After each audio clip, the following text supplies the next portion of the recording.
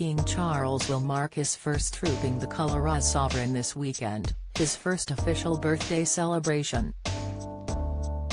Taking place on June 17, 2023, the King will actually ring in his 75th birthday on November 14, but Trooping the Colour is a long-standing royal tradition designed to honour the monarch when the weather is more likely to be kind to the throngs of onlookers and participants.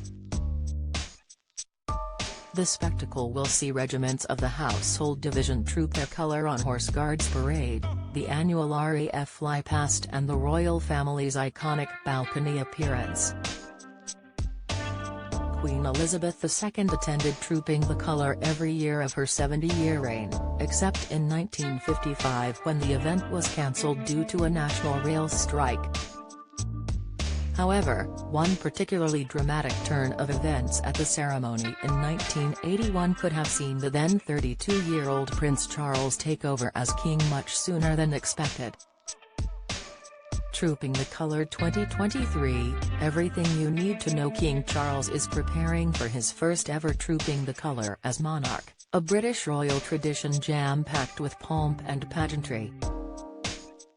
The key event in the royal diary takes place every year and marks the official birthday of the British sovereign.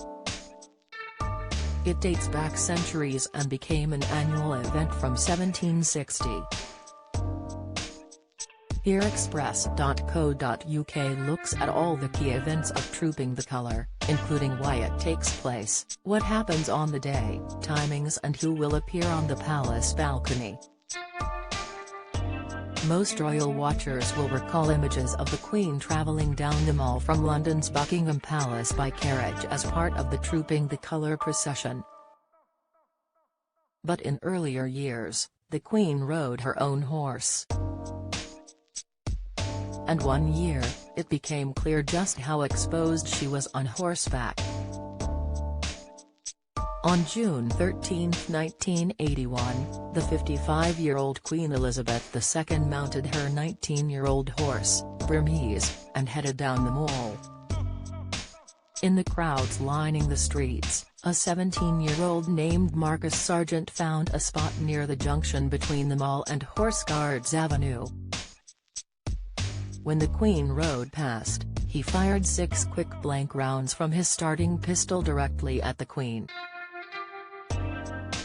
The horse was startled by the sudden plunking sound, but the Queen managed to bring her under control, and neither was harmed. When Sargent was subdued by the Queen's security, he cried out, "I wanted to be famous. I wanted to be a somebody." After the frightening incident, it emerged that Sargent had far more sinister intentions. He had sent a letter to Buckingham Palace which read, "Your Majesty, don't go to the Trooping the Colour ceremony because there is an assassin set up to kill you, waiting just outside the palace." The letter arrived 3 days after the ceremony. In the run-up to the day, Sargent had tried to find live ammunition for his father's revolver, and had tried to get a gun license of his own, eventually settling for 2 blank-firing replica Colt Python revolvers, which he used for the attempt. Don't miss Camilla to copy Queen Elizabeth's clever fashion choice at Ascot. Latest, Lady Louise set to make high-profile appearance this week. Report, forgotten forbidden romance between Princess Anne and Camilla's ex-husband. Insight, in questioning, Sargent said he had been inspired by the assassination of John Lennon in December 1980, and the attempts on the lives of Ronald Reagan and Pope John Paul II. He was reported as saying he would like to be the first one to take a pot shot at the Queen, and police found notes he'd written which said, "I am going to stun and mystify the world. I will become the most famous teenager in the world." He pleaded guilty to treason, and Lord Lane, in sentencing him to 5 years imprisonment, said, "The public sense of outrage must be marked. You must be punished for the wicked thing you did." Sargent was found guilty of an offence under Section 2 of the Treason Act in that he willfully discharged at or near Her Majesty the Queen a gun with the intent to alarm or distress Her Majesty. Sargent was jailed for 5 years, becoming the first person since 1966 to be prosecuted under the Treason Act 1842. He spent most of his sentence at Grendon Psychiatric Prison in Buckinghamshire.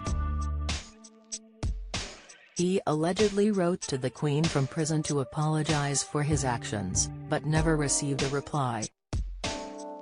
He was released in October 1984 after serving 3 years. He changed his name and began a new life.